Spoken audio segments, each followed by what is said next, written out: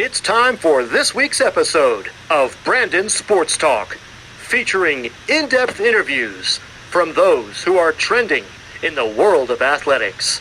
And now, here's the host of Brandon Sports Talk, Brandon Pate.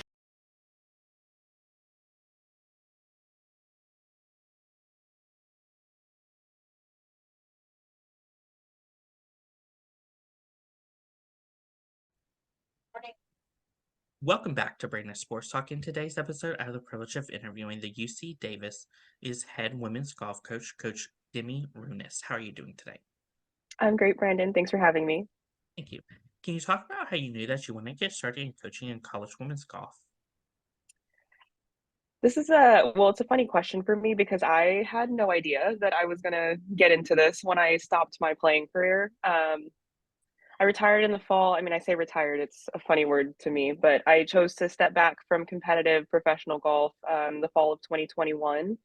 And then after that, I was working at a country club and just trying to figure out my path forward. I knew I wanted to stay close to golf, but I didn't know what that meant for me.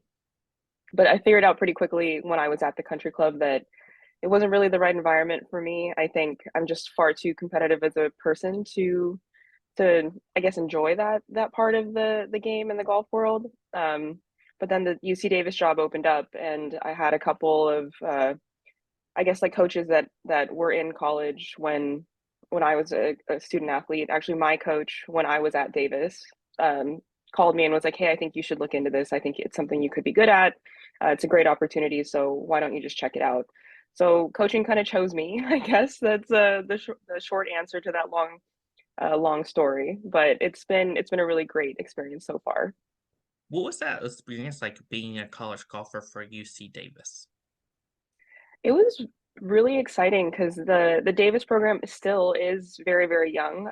When the school transitioned to D1 from being D2, they added a women's golf team. I believe that was in 2004, 2005. So um, when I came in the fall of 2009, it only been 4 or 5 years of the program even being around. So it was just really cool to be part of the building process and to like lay the groundwork for the history of the program, for future Aggies and to try and break those records and just kind of like I said, laying the foundation of the program was something that I think being a part of for me was really exciting because I could kind of set the tone for the program or be part of that setting tone process. For you, what was that feeling like getting to put on that polo for UC Davis and representing them?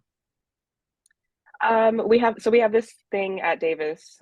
We call it Aggie Pride, and it really is just that, like having the pride in the school and being able to represent the team and the university to the best of our abilities. And so it was a lot of like that for me. And also the coach who recruited me here, just for her, she always she believed in my confidence a little bit before I think even I did as a junior golfer. So it was just really exciting for me to be able to represent her and to help build the program with her. For you as a player, what was that experience like competing on the LPGA tour and the Epson tour?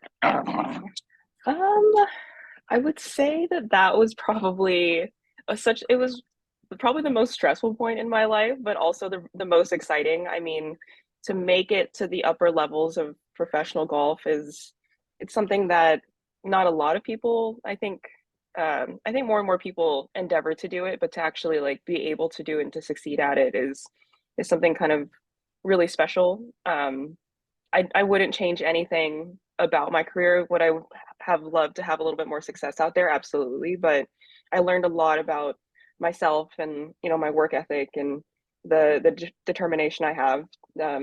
It just says it shaped a lot about who I ended up becoming and like who I am today. What were some of your biggest accomplishments on the LPGA tour? Mm, I wish this list was longer. I truly do. I did have a couple pretty good finishes, like finishing in the top 20. I'd say, when I got out there, I kind of lost track of what made me, what gave me the strength and, the abilities to get out there. And, when you're out there playing with players that you grew up watching, it's a little bit of a learning curve. So I think I could have taken that a little bit more in stride and maybe focused a little bit more on my mental strength and my confidence. But I do. It was exciting to have like some good finishes, good Sundays, and then play. I got to play golf with Julie Inkster a couple times, and she was definitely a hero of mine growing up. So I think it was like on a Saturday in Grand Rapids, and we were one of the first times. So it's not like we were necessarily playing, for the trophy or anything, but it was around the time that they got the first win for the Solheim Cup. Team USA did. So the tee box like was lined at 7 a.m. on the 10th tee of just fans, and I was like, my hands are shaking and I cannot feel them. This is going to be very interesting. But yeah, I mean, for me, honestly, it was just giving myself the opportunity to earn my tour card, and kind of the way that I did it was something that I won't ever forget. Um, but yeah, so I mean, the entire experience was great for me, regardless of the maybe the not lack of successes, but the higher finishes would have been nice, but I still took a lot out of it. Of course, in 2020, what was that experience like for you getting inducted into the UC Davis Hall of Fame as a player? It was really surreal. I mean, I was so caught up in the process of improving when I was here as a student athlete, and just setting goals, doing what I needed to do to reach those goals, and then building on that and creating new goals. Like that was kind of my college career. It was always just kind of like set goals, figure out how to succeed, like have some failure, build on the failure, and then get better. And it was just rinse and repeat. So I didn't even realize that I was doing amazing things, until I got obviously the email about being inducted into the Hall of Fame. And I think it just goes back though to what was important to me when I was a student athlete here, which was like leaving my mark on the program, and being able to build on like the history and everything, and create that and be part of it. And I think being part of it is really cool. So to be inducted into the Hall of Fame and have a solidified part of the UC Davis women's golf history is like, it's something that I think I'm always going to take with me as a sense of pride. For you, what was that transition like going from being a professional golfer to getting into coaching and coming back to your alma mater to become the head coach?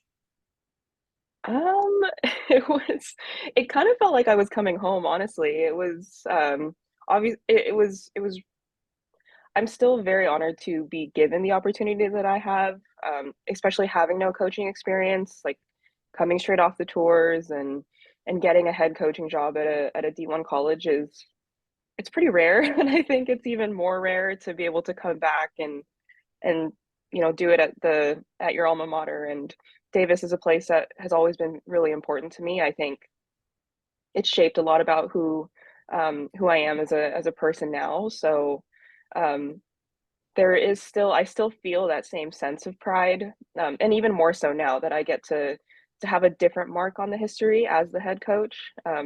At first, it was a player, and now I kind of get to. I find myself in the same spot almost, where I'm now get to be part of the rebuilding process again, and it's something very, very special. Of course, how has your professional golf career helped you into where you are now as the head coach, as you said, with no head coaching experience? I think it's helpful in the way that I was in the student athlete's shoes. Like I kind of know what they're going through on a day-to-day basis, only because I lived it not too long ago.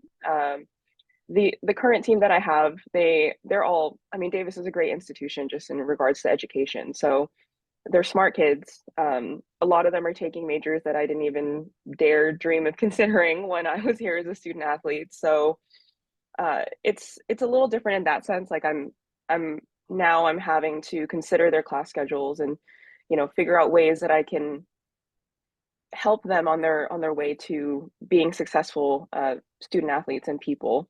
Um, but it is nice that I can relate to them in that sense, because we'll have conversations, and I can say like, oh yeah, when I was here, da da da da, this is what this is what it was like. And I think it's honestly helped me, because I don't have the strong, like I don't have a built background as a head coach yet. The fact that I can relate to my student athletes has made it easier for me to be able to work with them too. And I feel very fortunate that they've obviously given me the chance and the trust to help them in their careers. As a head coach and alma mater, what was that feeling like getting to step back onto that golf course, but just now as a head coach? It's it's hard to describe the feeling because whenever I'm around at our country club, which we actually didn't get to practice much at El Macero Country Club, which is what our home course is now. When I was here as a student athlete, we used the public course in the city of Davis, and that was our primary practice facility. So for me now, being able to work at El Macero and like kind of work with the people there, it's just really exciting because it's shown that the program has grown a lot over the years, and that we're starting to get some of the stuff that's going to help us continue to improve as a program. But when I'm out with the members that I did know, some of them are still the same members from when I was here.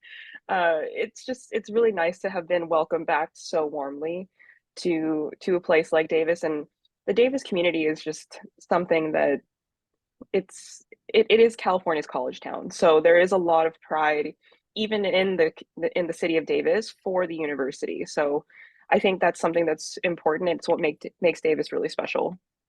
Can you talk about, of course, the culture that you've started to build for the UC Davis's women's golf program? So we did a lot of culture building this year. My first year, I kind of just wanted to see where the players were at, and see what their motivations were. And this team had a ton of talent, and I think they just didn't have a kind of like a guiding force of like where to put that talent and what to work towards.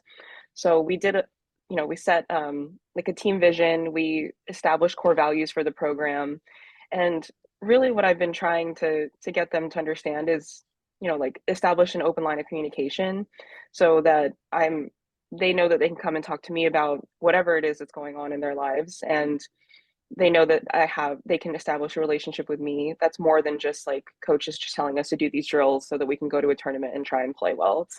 It's so much more than that to me, because I think that golf is like a little microcosm of life, and if you learn how to put in the work on the golf course, it's just going to continue to separate you as a person and whatever it is that you endeavor to do.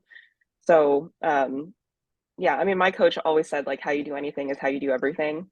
So that's what I'm trying to build here too. But I think the biggest thing is that the current team that I inherited, their belief wasn't very strong. So I'm trying to establish a strong sense of belief for them that they can succeed. And then we do that through just working to get 1% better every day. So those are our big things: is 1% better, enjoying the process, and believing that you can.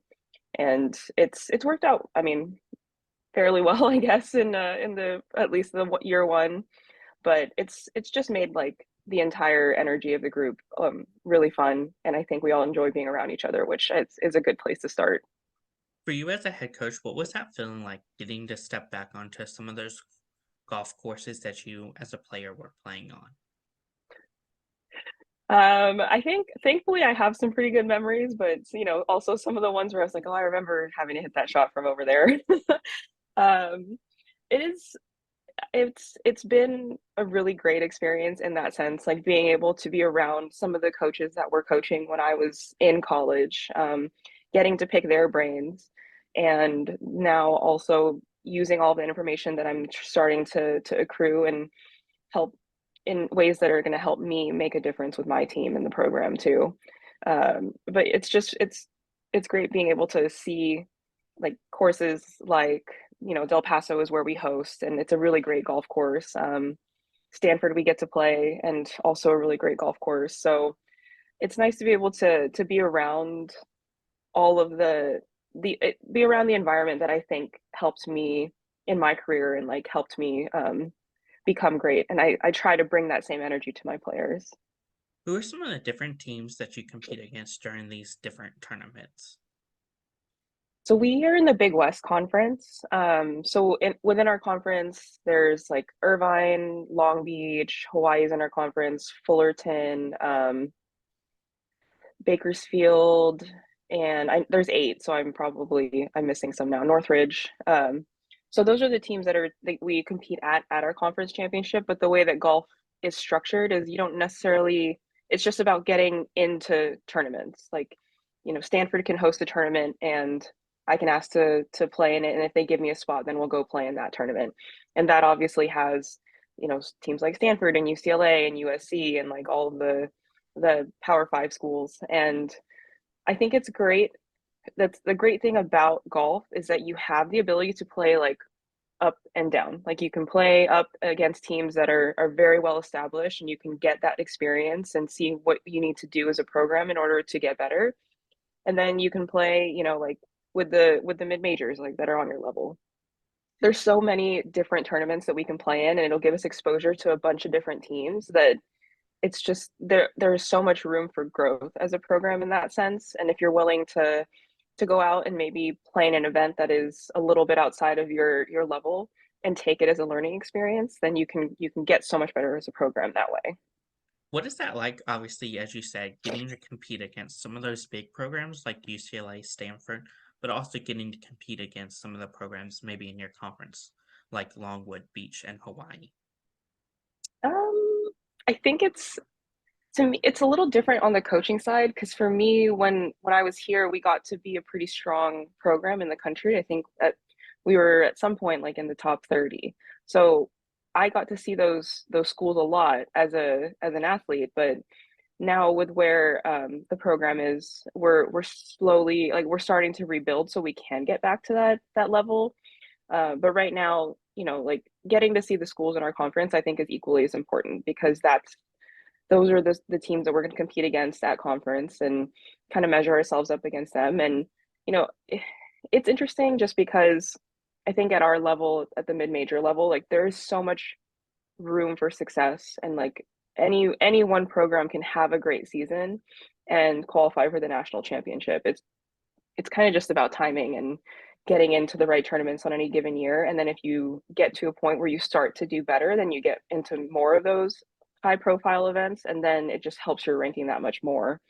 Um, but I think I love seeing the schools in our conference because I feel like we have such a great community in the Big West too, where I feel like coaches are willing to collaborate and talk, and we all kind of have our best interest at heart. So there's at every single level, I think there's great positives. What does that recruitment process look like for those prospective student athletes that you look to recruit?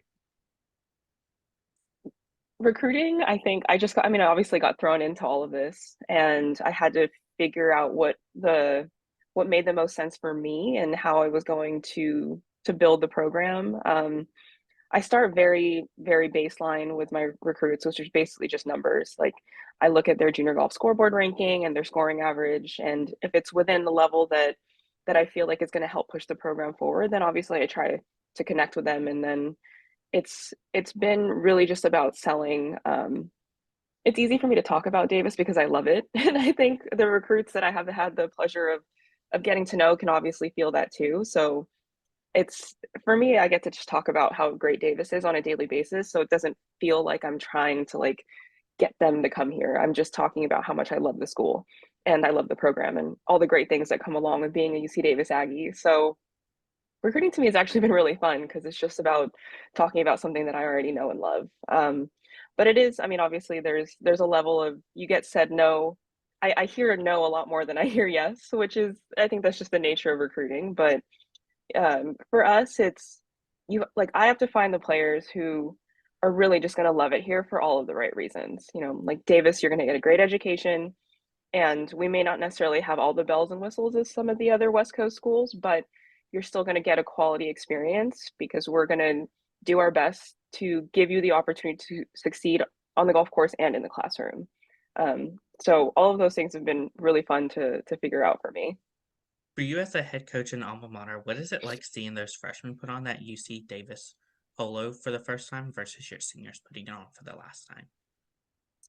I don't have any seniors yet, so I haven't experienced this. I when I took over the program, it was an entire team of sophomores and freshmen, so very young team, which presented. I mean, I think any situation presents challenges, and there's also a ton of positives that go along with everything. But because the team was so young, it allowed us, I think, a clean slate of when I came in, and it we could work together just to figure out experience they wanted and to set the tone for future years. And it's been really great to see the now juniors who have like really bought into what it is that we're trying to rebuild, and to see them become part of the process too has been really great. Getting to work with them and help them become better, like not just as golfers but as people, and to see their progress over the year has really been what it's been all about for me. My freshmen who came in this year, they the ones that I recruited for fall of 2023. They're like the excitement of seeing them, become UC Davis Aggies and get excited the same way that I think I was excited as a freshman is super fulfilling. And then to see them kind of like grow and succeed over the past year has been really great too. And just to see their kind of own pride and love for the school start to grow has been, really just rewarding for me. Of course, as a former professional athlete and a coach, what is it like seeing those athletes go on and achieve the great things that you've achieved? It's like to have the aha moments, to see them, set a goal or say that they are working to overcome something, and then watch them actually do it. It's something that it's difficult to describe. I think that's what makes coaching so special, is that you get to share in those moments with your athletes, both like the good and the not great stuff. And I truly believe that we learn so much more from the moments that are difficult than having just like a string of really great moments, because you don't learn as much in like this in everything that goes right. Like you learn way more when you fail, have to learn from that failure, and then build on it and figure out how you need to do what you need to do to get better. What's it like getting to see your athletes go on to compete on the LPGA tour or even the Epson tour? Well, I know that there have been other Davis athletes who have gone on to compete. Like Yoonhee Kim she's still out there competing. I think she might be the only one right now. So there have been a handful that have tried. And it's just, I mean, it is really great to see people coming out of the program and players coming out of the program who want to endeavor to try and play professionally. It just, because the program is still young, like I think the longer that we're around, the more you're going to get. And it's nice to just see the Davis, like the Davis team out there again, like people who come out of the program and can continue to represent our program on at the higher level. It's just going to make us better. What if what are some of the future plans for UC Davis women's golf program moving forward? I would love to see us get back to the level of like national notoriety that I know that we can get to. We we just had such a great group when I was here as a student athlete. Like everybody just we were competitive with each other, but in all the right ways. Like we pushed each other to be better, and we all just kind of loved being out there and competing with schools that maybe at the time like we had no business thinking that we could. Like I remember the first event that we won as a freshman, and it had like, USC was there, UCLA was there, Cal was there, all of the top schools in the country were there. And we ended up coming away with a victory. And I think it really set the tone for what Davis is capable of. And we have a little bit more now as an athletic department. So in my mind, I don't see why we can't get back to that level. So the goal is obviously definitely to continue to get better as a program and just keep building and get us back to where I know that we can be, which is, competing with the best teams in the country. What advice would you give those freshmen entering their first year of college golf? I think be open to change, be open to getting coached. The I think as golfers, we tend to feel like, because it is an individual sport. So you should, at some level, be protective of your game and understand what it's going to take for you to get better. But also, at the end of the day, like it's golf and you're never going to figure it out completely. Like you're never going to have a perfect round. And you might have a round where most things go your way, but there's always going to be something that you can work on. And I think coming in as a freshman, you've obviously had enough success to be recruited by whatever program it is you decide to go to. but the goal is to get better once you're here, right? To continue to improve. And in order to do that, sometimes it means you look at areas of your game that you don't love working on, but just having an open mind, knowing that if your coach is coming to you to talk, to give you a constructive suggestion, it's probably because, it's something that we can see where you can improve in.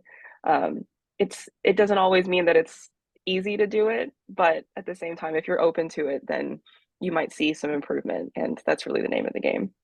What advice would you give those golfers out there looking to go onto the professional golf level like you have on the LPGA or Epson Tour? Mm, it's a lot of the same, which is, just be open to whatever comes out of the situation. Like playing professional golf, obviously everybody out there has talent and everybody has good technique. It comes down to who's the most disciplined and who has the best mindset when you're out there. If you're going to go try and do it as a professional, just know that it's not like, I feel like sometimes stuff like that gets glamorized, but it is a difficult journey, like you're always going to have to kind of be willing to look at your game, um, break it down and then rebuild it back up again so that you can just continue to get better so you can compete with the rest of the players out there. And enjoying the parts that you definitely need to give yourself credit for. Like I was not good at that. I'm a perfectionist to a fault, and like I was always going to be looking at the stuff that I didn't do right, um and didn't give enough credit for the stuff that I was doing really well. So I think it's a fine line, of always striving to be better, but then recognizing like, hey, these are the positives, and that's a really great thing. And then this is the one thing I want to improve on. So I think those things, as a professional, it's super important because you have to be your own best friend out there. Once you're on a college team, it's fun. Like you have a coach who's there to help you get better every single day and wants what's best for you. You have teammates who are on the same page, and you're just like a little family moving from tournament to tournament and like working on your game and getting to do all of that. And then once you do it as a professional, it's like, oh, where did all that go? It's just me now. So just, I think, establishing your base, like where's your game right now, figuring out what it is that you want to, what you need to do to get better as you continue to compete out there, and then just being willing to put in the work. What advice would you give those coaches looking to become head coaches for their own program and build their own program and legacy? Yeah, I mean, again, I feel like I got really lucky in this, and that I was given this amazing opportunity so early on in my career. um, I would say what I've learned so far is that they're not going to care how much you know unless they know how much you care. Just the student athletes, I mean, right? Like I've had all this experience and have had, a decent amount of success as a college player and as a professional, but at the end of the day, I feel like it's about the connections that you make with your student athletes, and the the stronger that connection is, the easier, or like the more of an impression you'll be able to make on them. So kind of establishing that first has been helpful for me, and at least at this early on in my career. And also like meeting them where they're at. I think especially when I came in, I was like really gung ho about, we're going to be great again, and it's going to be like, I'm going to help all these players get better at golf, and I'm going to be so excited to share in all of their successes. And I was like, you know what, you need to figure out where your players are at first before you can start pushing them to be better, because what my experience wasn't what their experience is, and what, like next year's players are isn't going to be what this current experience is. And it's just about like being open and learning all of the time. A lot of, I feel like, what coaching is like, I expected to do a lot of coaching, like golf coaching, and it's not just that. Like as a head coach, I feel like you're a travel agent, you're a mom, you're there to listen to them, like as a, sometimes as a therapist, and you're a chauffeur, and you're somebody who goes and gets food. Like you wear so many hats as a head coach, which I think if I could go back and like give any coaches, I feel like I'm so young and I can't, like, in my career, that giving advice to a coach is kind of weird, but just there's so much more to coaching than just coaching. What advice would you give those coaches like yourself looking to coach at your alma mater? Mm, I think if you have the opportunity to come back and coach at your alma mater, it's remembering all the stuff that was great about your time there, but then also like separating it to like you're not reliving your experience, right? Like now you take all the great warm fuzzy memories and then how you're going to rebuild your own experience there. And like in the beginning, I think I had to take that step back for myself. And it's, I had this experience at Davis. And while I have a lot of that, I'm using a lot of that to continue to rebuild the program. Like that was just a different time that is my own, and I'm always going to treasure it. But as I continue to rebuild the program, like now as a head coach at my alma mater, it's like, what do I want to do, and what footprint do I now want to leave on the program moving forward? That's great advice. Where can my listeners find you at on social media along with the UC Davis Women's Golf Program at? So my Instagram handle is Demi_Runas. So it's just my name with a little underscore in the middle. And then we have our own team page, which is UC Davis W Golf. And you can follow us there. Obviously, we have you can also find us on ucdavisaggies.com and follow us on the page there. And I try my best to to also like update the page as much as possible. And um, yeah, just another hat, I guess, that we have to wear. But you can definitely find us there. We try to put, up some reels and updates every once in a while. Thank you again, Coach Demi Ross, for your interview, and best of luck in your future at UC Davis as the head women's golf coach. Thank you. You can find Brandon Sports Talk on Instagram at Brandon Sports Talk, Twitter at Talk_Brandon, and you can find me on YouTube at Brandon Sports Talk. Don't forget to like, comment, and subscribe. Thank you again, Coach Demi Ross, for your interview, and best of luck in your future. Thank you. You've been watching Brandon Sports Talk. Please feel free to like, share, and subscribe to Brandon Sports Talk on social media and on YouTube.